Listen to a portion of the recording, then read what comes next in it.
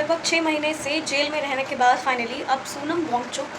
को basically release कर दिया गया है। जो डिटेंशन था उसको रिमूव कर दिया है। गवर्नमेंट अथॉरिटी ने इसको all of sudden immediate effect पे इस रिमूवल को एग्जीक्यूट करने की बात कही है। अगर फैक्ट्स की बात करें तो इनको नेशनल सिक्योरिटी एक्ट के अंदर पब्लिक ऑर्डर को डिस्टर्ब करने के लिए, दरअसल हुआ क्या था, तो सितंबर 2025 में जो लेह में प्रोटेस्ट हो रहे थे, उन प्रोटेस्ट में इनका जो स्पीच रहा है, इनके जो स्टेटमेंट्स रहे हैं, वो कहीं ना कहीं पब्लिक ऑर्डर को डिस्टर्ब करने के लिए, पब्लिक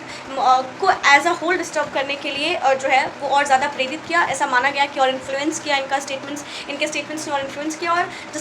जिसकी वजह से प्रिसाइजली 4 लोगों की भी मौत हो गई थी। तो इनके अंदर नेशनल सिक्योरिटी एक्ट के अंदर इनके ऊपर केसेस लगाए गए थे, एलिगेशंस लगाए गए थे और ये डिटेन होकर के थे अंदर। ऑल्दो सोनम वांगचुक की तरफ से क्लैरिटी थी कि उन्होंने ऐसा कुछ भी नहीं किया और कोई स्टेटमेंट्स नहीं दिया है। अगर फैक्ट्स की बात करें तो ये पेशे से क्लाइमेट एक्टिविस्ट हैं, एडुकेटर भी हैं और इनको रमन मैग्सेसे अवार्ड से भी सम्मानित किया गया है। अब देखना ये है कि अभी भी ये जब निकले हैं तो अभी रिसेंटली मैं इनका एक वीडियो देख रही थी जहाँ पे बोला गया, रिपोर्टर्स ने पूछा कि क्या कोई कंडीशन भी रखी गई है आपके रिलीज़ की, आपको डिटेंशन से आपको रिमूव करने की, तो उन्होंने बोला कि नहीं,